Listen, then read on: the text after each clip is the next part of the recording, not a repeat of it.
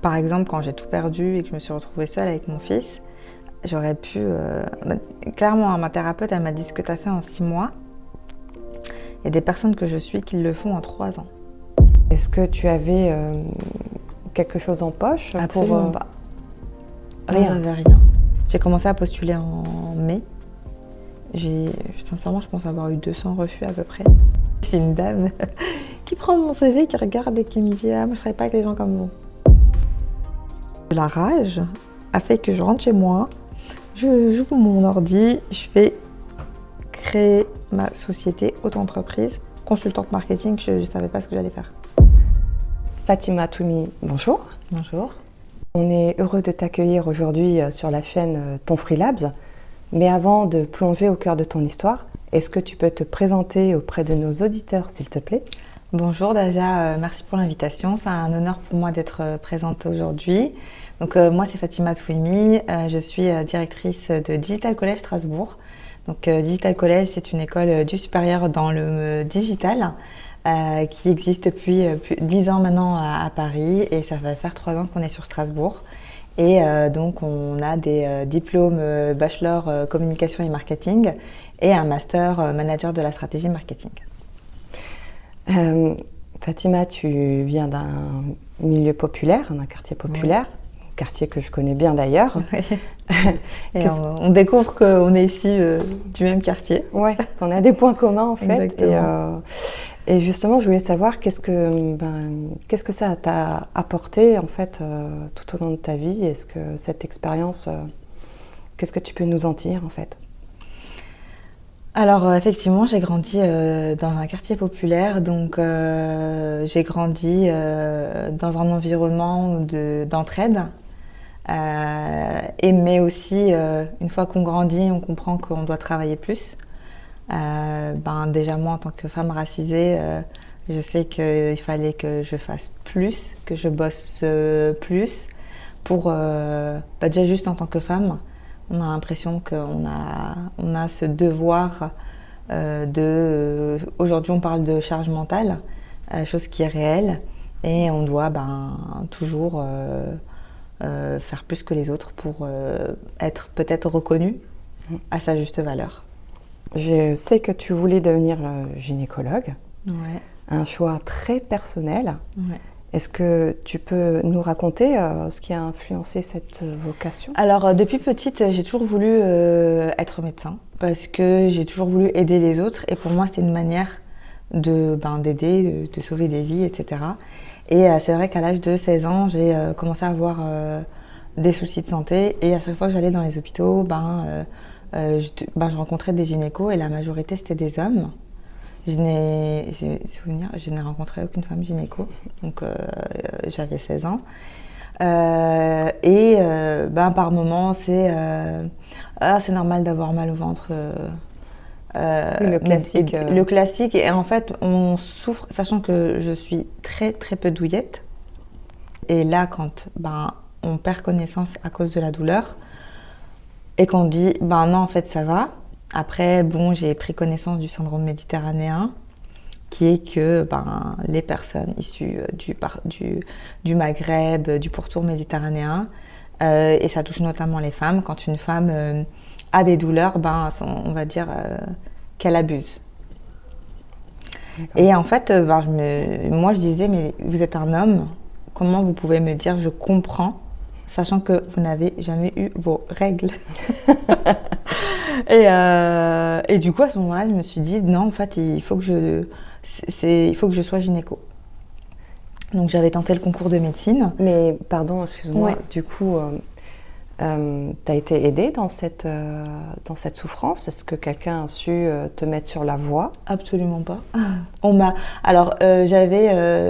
J'étais en vacances au Maroc à 16 ans et là, pareil, prise de douleur à l'hôpital. Et donc dans un hôpital, mais c'était pas une clinique, dans l'hôpital marocain, c'était à Marrakech. Et du coup, le professeur me parle d'endométriose, donc terme que je n'ai jamais entendu. Et il me dit, mais en France, ils doivent connaître mieux. Parlez-en à votre médecin. J'arrive en France, je leur en parle, ils me disent n'importe quoi. Donc que c'est quelque chose qui est très rare. limite ça n'existe pas. On n'a pas. Il m'a dit il faut juste faire un IRM pour savoir. Et en fait, je l'ai jamais fait jusqu'à à l'heure actuelle. Je n'ai jamais eu d'IRM pour vérifier si oui ou non j'avais une endométriose. Et comment ça se fait que tu n'as pas pu passer, enfin, que tu n'as jamais fait d'IRM justement? Non, ben, les médecins ne m'ont jamais prescrit. Il y a aucun Ah, ils médecin. voulaient pas te. Ben, pour eux, j'avais rien. Ouais. D'accord. Donc après, c'est très classique en France on va pas chercher la source, mais on va cacher les symptômes. Donc on me donnait des médicaments pour calmer les douleurs. Mais on n'a jamais essayé de comprendre pourquoi. D'accord. Ils te donnaient quoi comme médicament? Après, c'est vrai que j'en prenais pas, mais c'était des antidouleurs, hein, Spasfon. Après, moi, Antadis, j'avais jamais pris parce que je voulais pas en prendre. Oui, donc c'est vraiment type Doliprane. C'est un peu ce que peuvent dire certains. Prenez un Doliprane, ça passera. Ça. Ouais. D'accord. C'est tout. Et Ou donc, la pilule. Ou la pilule. Voilà. Et donc les médecins, pourtant en France, ils n'avaient pas connaissance de cette maladie. Si, ils avaient connaissance, mais pour eux, c'était pas ça. Mais juste en me voyant. Sans faire d'examen. Non. Sans faire aucun examen. Et en fait, quand tu as 16 ans, 17 ans, tu dis, ils savent mieux. Donc tu dis OK. Et après, j'ai passé le concours de médecine que je n'ai pas eu. Et du coup, j'ai pas voulu reprendre mes études. Parce que je suis une personne où pour moi, c'est important d'avoir du sens dans ce que je fais. Donc je me suis dit, allez juste faire des études pour faire des études. J'ai travaillé. J'ai travaillé dans la vente, j'ai travaillé dans la téléphonie, j'ai travaillé dans plusieurs domaines. Et ensuite, j'ai décidé de reprendre mes études et j'ai fait un bachelor en procédés et technologies des industries pharmaceutiques. Donc toujours dans le milieu médical. Et ensuite, du coup, je rencontre le père de mon fils, je me marie, je quitte tout et je le rejoins un peu à l'autre bout du monde où lui travaillait depuis plusieurs années. Alors, ouais, du coup, enfin, tu as quitté tout par amour en fait, parce qu'il faut avoir beaucoup de courage de tout lâcher et partir pour suivre son mari. Ouais. Et quand tu es partie, est-ce que tu avais une roue de secours dans le sens où tu avais déjà un emploi offert une fois que… Pas du tout. Non, je suis arrivée, après c'est de l'amour et surtout de la confiance. C'est surtout de la confiance.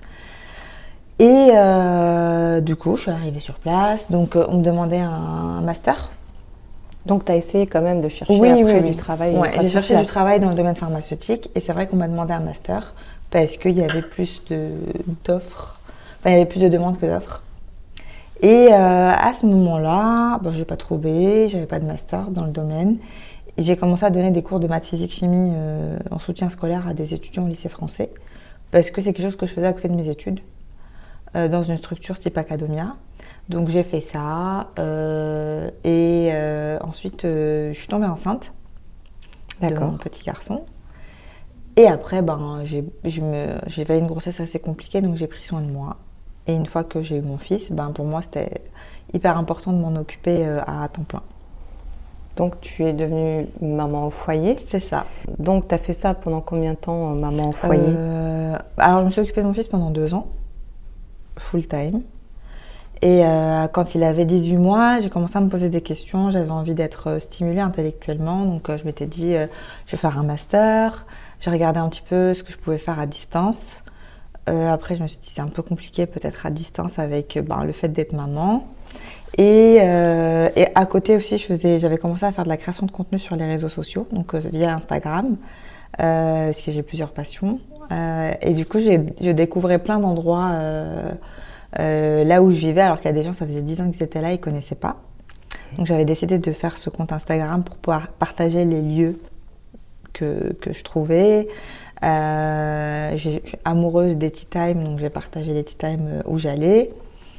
Et c'est quoi les tea time exactement c'est les afternoon tea, c'est british. D'accord. Et donc c'est le brunch de l'après-midi un peu, on va dire. Okay. Et du coup c'est du sucré salé avec du thé. Généralement, ça s'appelle le tea time, mais bon, il y en a qui prennent du café. Voilà. Et en fait, ouais, voilà, j'ai fait découvrir ce concept qui est très british.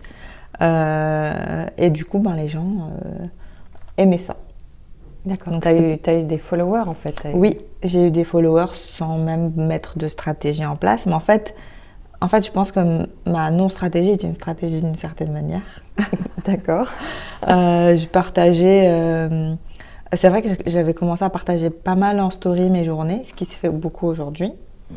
Je partageais où j'allais, je montrais pas forcément mon visage à ce moment-là, mais je partageais tous les lieux de food. Et en plus, je viens de me souvenir, là, j'ai un flashback, j'avais une journaliste qui m'avait contactée pour une télé-réalité food. À Dubaï. À Dubaï. D'accord. Et en fait, elle m'avait contactée, mais elle m'avait contactée quand j'étais déjà rentrée en France. Voilà. Et en fait, elle m'avait contactée pour un casting parce qu'elle cherchait des influenceurs food pour une télé-réalité pour aller goûter justement. C'était, je crois, c'était une chaîne libanaise, MBC, il me semble. Et donc le casting était tombé au moment de mes examens. Donc on reviendra dessus plus tard parce que j'ai repris mes études. Et donc tu as eu des followers ouais. Quand tu étais à Dubaï. Tu en as eu combien à peu près des followers? Je pense j'en avais 1005 à peu près. En combien de temps? En quelques mois. Ouais, donc en quelques mois, ouais. J'ai eu, parce que je partageais vraiment beaucoup, j'avais des followers, je partageais en anglais et en français, donc j'ai eu des francophones et des anglophones. Et après, il y avait beaucoup de gens qui me posaient des questions sur la vie à Dubaï, comment ça se passe, et voilà. Donc après, où manger.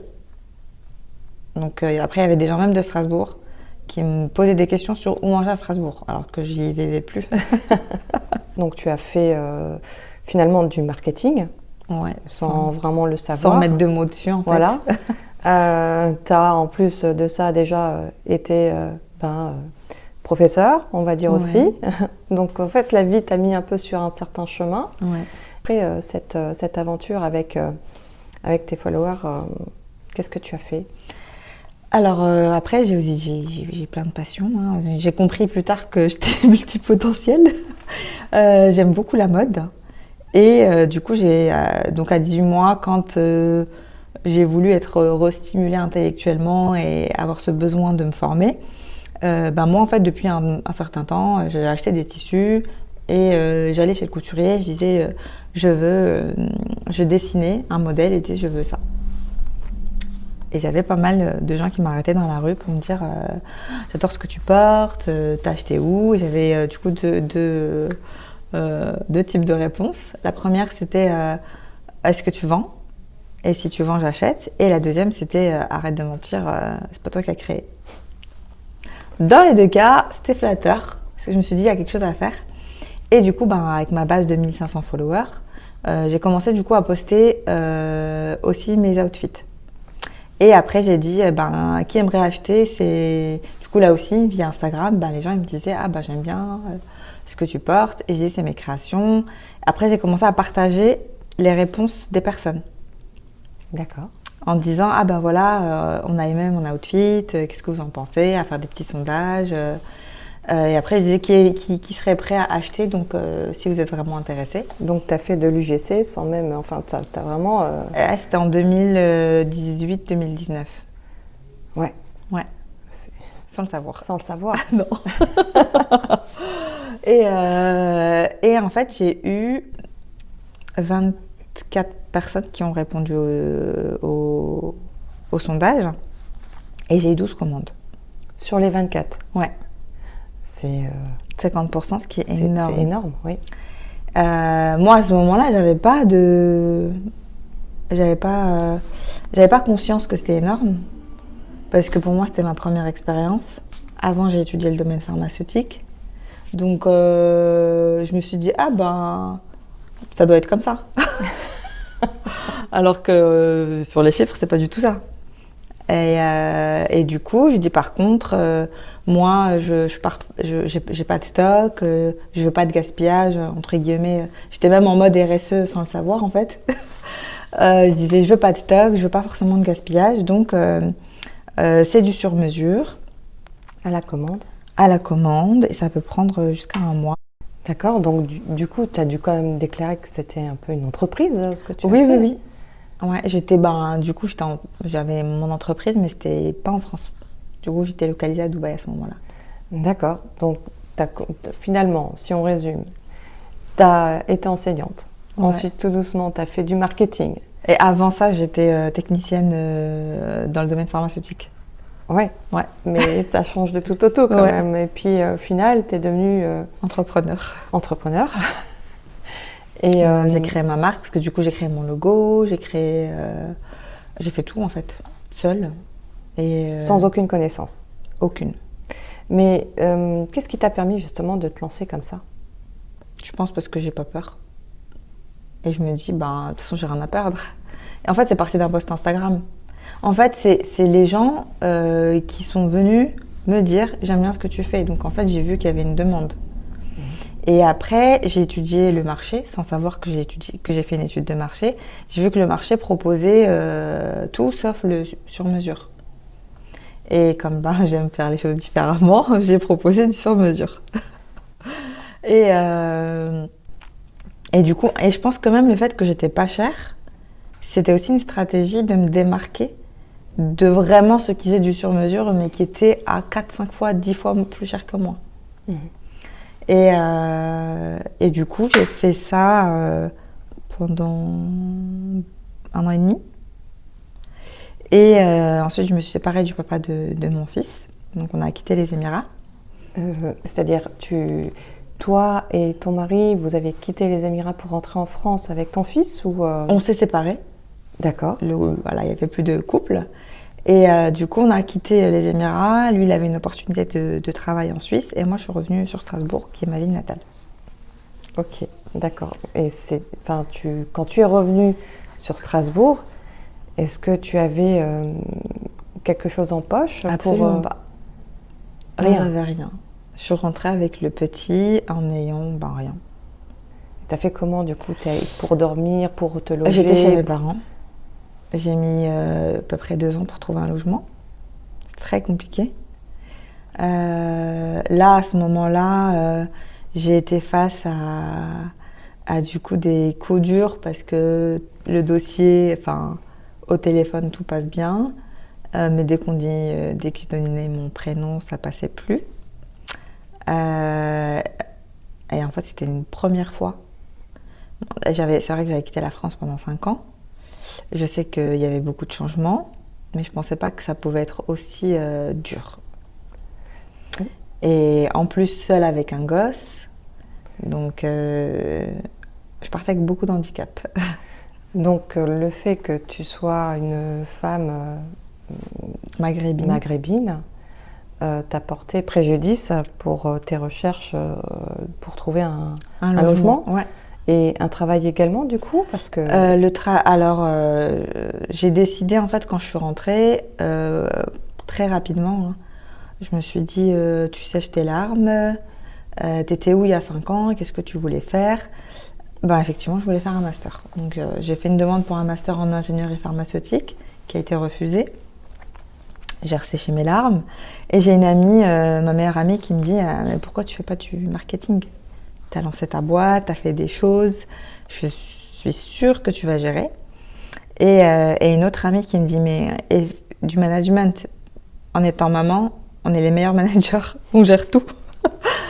Et du coup, je tente un master management et marketing. En même temps, je commence à chercher du boulot, donc je postule pour un poste de commercial.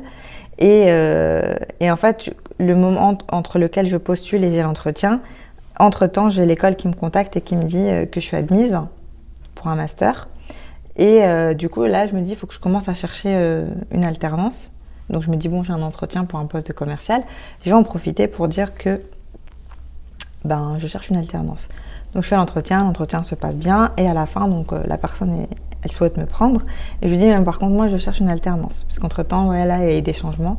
Et il me dit que lui, il voulait pas d'alternant, il voulait quelqu'un en full-time. Donc j'ai refusé le poste parce que je voulais vraiment me concentrer là-dessus et je voulais absolument reprendre mes études. À ce moment-là, mon fils avait 4 ans et je me suis dit, dans 2 ans, j'ai fini. Et moi, c'était hyper important que je sois présente pour lui à sa rentrée de CP. Et ce monsieur, du coup, il avait énormément apprécié mon profil et il avait donné mon CV à une entreprise qui cherchait effectivement un alternant. Et à ce moment-là, j'ai 34 ans. Donc, je suis sous contrat pro. Ce qui signifie que je coûte plus cher. Oui, tout à fait. Et donc, je cherche des alternances, je ne trouve pas. Et un jour, j'ai une entreprise qui m'appelle. Oui, bonjour, vous ne nous connaissez pas. C'est monsieur Intel qui a donné votre CV. Et voilà, il a dit beaucoup de bien, donc on a envie de vous rencontrer. Et du coup, après, ils m'ont pris et j'étais prise en alternance chez eux. Donc, l'homme auquel, qui voulait te recruter absolument, Ouais. Finalement, où tu lui as dit non, il s'est dit, voilà, c'est à toi qu'il a pensé. Combien de temps après, en plus 1 mois et demi. Oui, donc il a quand même repensé à toi et il t'a recommandé. Donc, c'est au final du réseautage. Oui, c'est ça. Qui t'a permis d'avoir trouvé ce contrat. Mon alternance, ouais, ton alternance. Et donc, tu as passé ton master. C'est ça. Et qui, au départ, c'était compliqué. Parce que bon, j'ai 34 ans, je suis avec des petits jeunes, je fais pas mon âge, donc ça va. Mais quand je parle de mon parcours de vie, ils me disent, t'es quel âge en vrai? Donc voilà. Et après, surtout, moi, je savais pourquoi j'étais là. Moi, je déposais mon gosse à l'école. Je partais courir pour aller à l'école et le soir, je le cherchais. Je devais m'occuper de lui pour qu'il ne ressente pas forcément déjà à la séparation, puisque c'est moi qui étais en charge du petit. Changement de pays, très très compliqué pour lui. Il passe du soleil au froid, donc c'était compliqué. Nouvelle école, enfin tout un environnement qui change. Du coup, voilà, le soir, c'était full time avec lui et le matin, je me réveillais à 4h, 5h pour devoir bosser. Parce que je suis dans des domaines que je connaissais pas du tout. J'avais jamais entendu parler d'un SWOT, par exemple. Je sais pas ce que c'est. Bah oui, en même temps, déjà reprendre ses études, passer un âge, c'est déjà beaucoup plus compliqué en général. Ouais. En plus de ça, être maman, où tu as dû finalement l'élever en partie seule, si j'ai bien compris. Ouais. Ça demande quand même beaucoup de discipline. Ouais. Comment est-ce que tu as pu... En fait, je pense que j'étais juste en pilotage automatique. C'est que j'ai pas forcément réfléchi, c'est que je dois le faire. J'ai pas cherché aussi à comprendre pourquoi ce qui m'arrivait m'arrivait. Je me suis dit, c'est là, ça y est, t'as pas le choix. Donc j'accepte, je cherche. Et en fait, je me suis dit, c'est hyper important que je me concentre sur moi.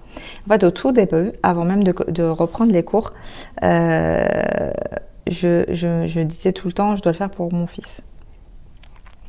Ça a été ta motivation, en fait. Ça a été ma motivation. J'ai même commencé une thérapie en me disant, ce que j'ai vécu, c'était douloureux, traumatisant. Donc, il faut que je puisse guérir pour pouvoir avancer. Et c'est vrai que, en fait, je disais tout le temps, c'est pour mon fils, c'est pour mon fils, c'est pour mon fils. Et en fait, moi, je m'éteignais un petit peu, petit à petit, on va dire. Et en fait, quand j'ai compris que je devais le faire pour moi, ça a tout facilité. Ça a tout facilité parce que quand je dis que c'est que pour mon fils, et en fait après je me suis dit mais est-ce que tu vas devenir cette mère toxique qui quand ton gosse aura 20 ans, tu vas te dire maintenant qu'il est plus là, à ce moment-là est-ce que je vais devoir refaire une thérapie ou Et en fait je me suis dit non, il faut vraiment que je me concentre sur moi. Oui, puis il ne faut pas s'oublier dans l'histoire. C'est ça. Et en fait, au départ, c'était j'oublie, c'est j'accepte, mais je le fais pour le petit. Quand j'ai compris que c'était pas du tout la bonne stratégie, j'ai commencé vraiment à faire les choses pour moi, à prendre du temps pour moi, et en fait me reconnecter à moi-même. Et là, il y a eu un énorme changement, parce que même mon fils allait mieux. Parce qu'en fait, mon fils, le fait de voir que je vais bien, s'il voit que sa seule référence, son seul pilier, déjà qu'il en a perdu un, il se dit, ça va pas. Parce que sa première année, c'était très très compliqué. Et parce que vous avez arrêté tout contact avec le papa ou Non, il le voyait un week-end sur 2, mais au début, c'était très très compliqué. En fait, je faisais tout. Je vais lui expliquer que notre vie c'est là, mais pourquoi en plus on n'a pas de maison. Donc même ça, il l'a compris. Et pour moi, en fait... Oui, parce que tu étais toujours du coup chez tes parents le Oui, temps oui, que tu oui. passais ton master. Pendant que j'étais étudiante, ouais. Pendant que tu étais étudiante, ouais. Et du coup, ben, en fait, même en fait, j'avais l'impression qu'on lui volait une partie de son enfance. Je me disais, ben, en fait, pour le guérir, il faut d'abord que tu te concentres sur toi. Après, j'ai eu beaucoup de soutien de mes parents qui me disaient que ce soit pour la thérapie, pour tout, c'est eux qui m'ont dit non, il faut que tu le fasses, il faut que tu prennes le temps pour toi. Nous, on peut te le garder, même part en vacances seul si c'est quelque chose qui va te faire du bien. Donc ils ont été ton pilier au final, une fois que tu es clairement. revenue en France. Oui, oui, oui. D'accord. Clairement. Tu as fait ton master Ouais. que tu as eu? Oui. Donc de la première année à la deuxième année, je suis passée, je pense, de 10 de moyenne à la fin à 14 avec les félicitations du jury. Donc j'étais très contente. Félicitations. Merci. Mais alors à la fin, j'étais là, ah c'est bon, j'ai mon diplôme, je suis là. Mais alors le plus fier, c'était mon fils. Et on rentre de la remise de diplôme, il me dit maman, mais tu sais pas, je suis trop fière de toi, t'as fait 3 trucs. J'ai dit oui, c'est quoi? Il m'a dit t'étais maman, t'étais étudiante et t'avais un travail. Et là je te regarde, je fais oh. Et franchement j'ai pleuré. Hein. Je me suis dit il a compris. Par la suite, tu as fait quoi quand tu as eu ton diplôme? Alors, j'ai commencé à chercher du travail avant, enfin à partir de mai à peu près, en me disant que j'ai pas le temps.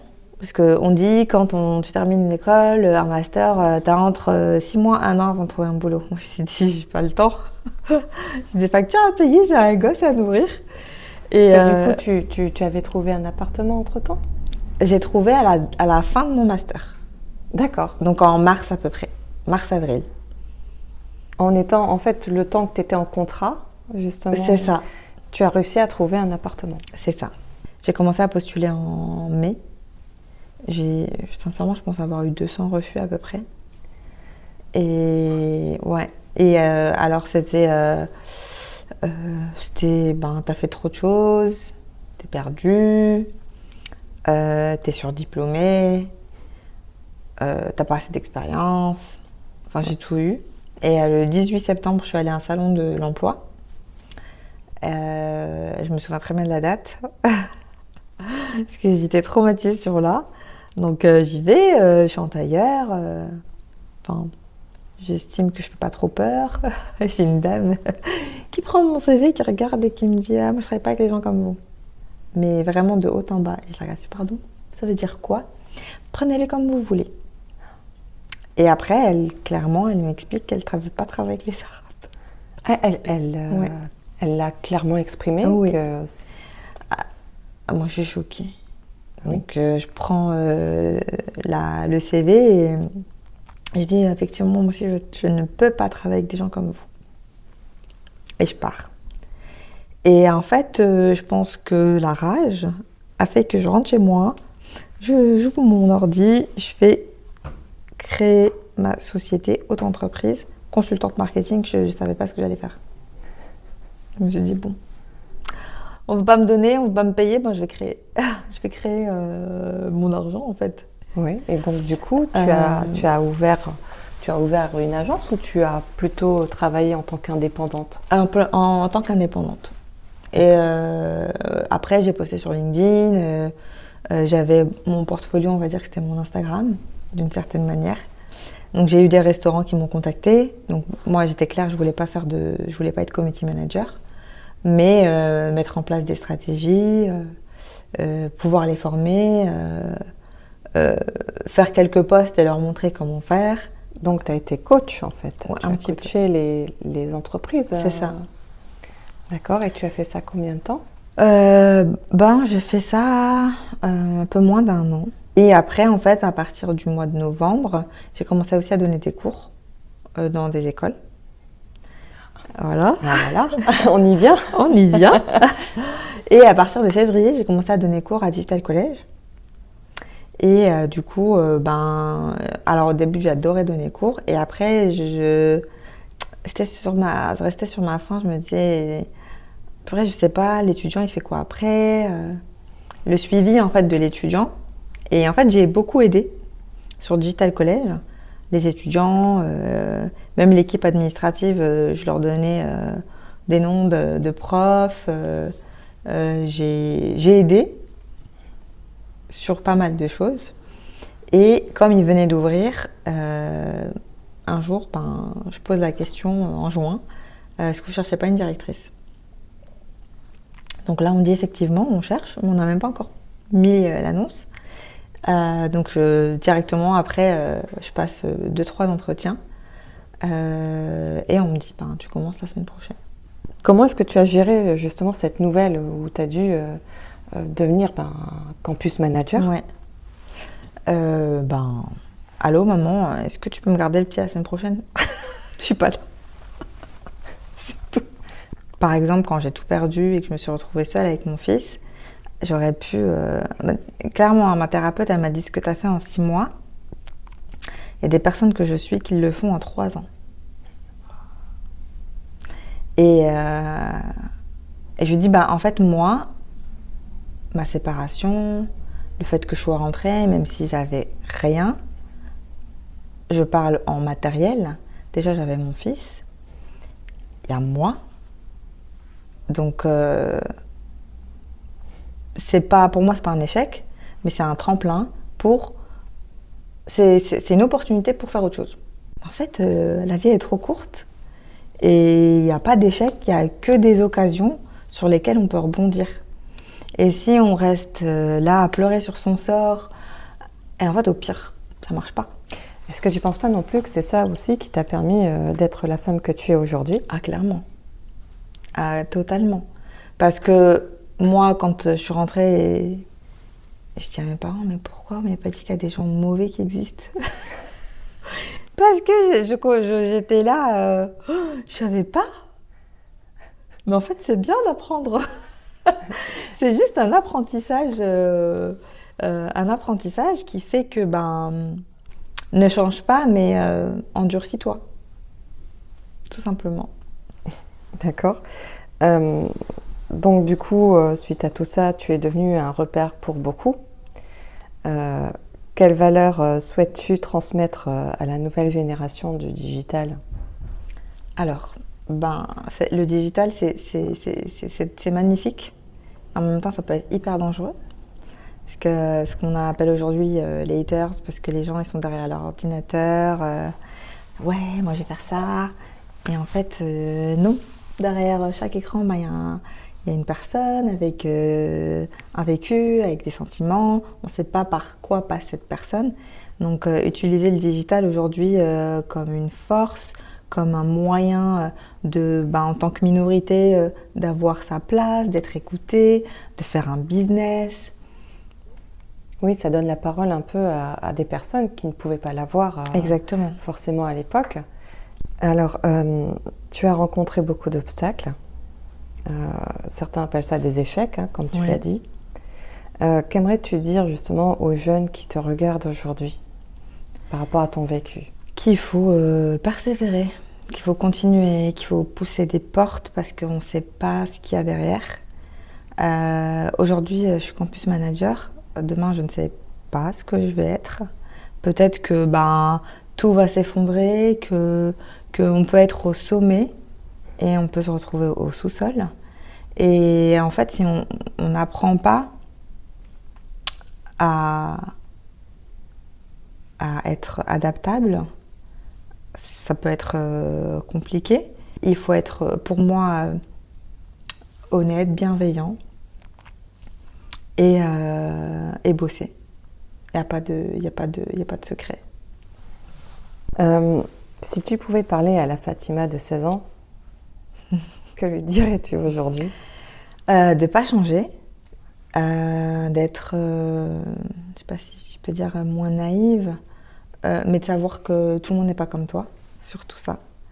Nos anciens ont connu la révolution industrielle. Aujourd'hui, on connaît la révolution technologique et ça va très vite. Exactement. Quel message aimerais-tu faire passer à ceux qui hésitent encore à se lancer dans le digital ou qui se posent la question sur leur avenir? Il faut vivre avec son époque. il ne faut pas être un mouton, mais il faut apprendre.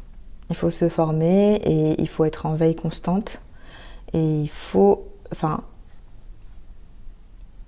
aujourd'hui, on peut se lancer dans le digital, que ce soit via les réseaux ou autres, sans forcément se montrer. Si on n'essaye pas, on ne saura jamais. Et les personnes qui disent c'est hyper dangereux, en fait, vous pensez ça parce que vous avez peur de quelque chose que vous ne connaissez pas. Et en fait, si on se forme, si on apprend, par exemple, typiquement, les étudiants qui utilisent l'IA. L'IA, elle ne va jamais remplacer votre cerveau. Mais si vous me faites un copier-coller sans aucune réflexion, ça se voit. Alors, ton Freelab se veut être une plateforme pour les experts du numérique et ambitionne de fédérer une diversité de profils, de dirigeants, de freelances, d'étudiants, de jeunes issus, comme toi et moi, de quartiers populaires. Que penses-tu de ce projet ?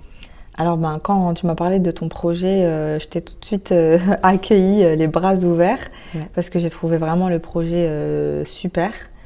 Déjà, c'est une grande fierté que l'une de mes étudiantes, alors elle lance ça quelques mois après avoir été diplômée. Donc oui, parce qu'effectivement, j'ai été étudiante à Digital College. À Digital College, où tu étais campus manager. Donc, tu vois, je connais. On a beaucoup de points communs avec nos parcours, puisque moi aussi, j'ai repris mes études avec un certain âge, pas toute jeune. Mais effectivement, donc oui, j'ai lancé ce projet-là et je vois que j'ai le soutien en plus de ça. Du campus et puis de toi aussi. Moi, si on va dire, j'ai une capacité à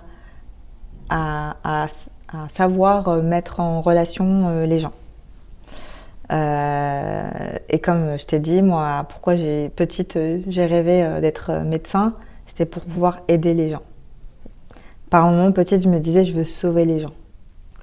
Et aujourd'hui, à travers mon métier, j'aide. Et c'est ça qui c'est ça qui donne du sens à mon métier, c'est de pouvoir aider. Et pour moi, c'est pas parce que l'étudiant il a fini chez moi que c'est fini. En fait, non. Donc déjà, je veux pouvoir l'accompagner. Et là, tu viens, tu me parles d'un projet. Let's go. Et en plus, le projet est super. Il n'y a pas, je n'ai jamais. Il y a plein de milieux de réseau, mais pas forcément liés au numérique. Oui, et qui regroupent tous les experts, parce que l'objectif, c'est de se faire se rencontrer des gens qui ne se rencontreraient jamais en temps normal, pour mettre aussi bien des dirigeants, des freelances, des jeunes, des étudiants, éventuellement des demandeurs d'emploi, et qui sait peut-être par la suite collaborer aussi avec d'autres associations pour le handicap aussi, pourquoi pas. Ça serait vraiment un très bel écosystème et en plus inclusif. Et je pense qu'on est animés toutes les deux finalement par le besoin de faire quelque chose qui ait du sens. Exactement. Donc du coup, c'était plus facile pour nous de nous entendre et de pouvoir faire quelque chose. Et pour moi, faire briller ton projet, c'est important. Eh bien, écoute, Fatima, je te remercie beaucoup pour le temps que tu m'as accordé avec cette interview. Est-ce que tu souhaites peut-être dire un dernier mot ? De jamais lâcher, de ne jamais perdre espoir et de toujours avancer avec foi et confiance, parce que certes il y a les images sur les réseaux, on voit les personnes en train de taper, de creuser et finalement ils lâchent alors qu'il fallait peut-être un autre coup de marteau et il aurait trouvé le trésor. C'est un peu ça. Donc la vie, c'est une bataille, certes. C'est du boulot, mais elle vaut le coup d'être vécue et pour le mot de la fin, la vie est belle. Merci Fatima. Merci.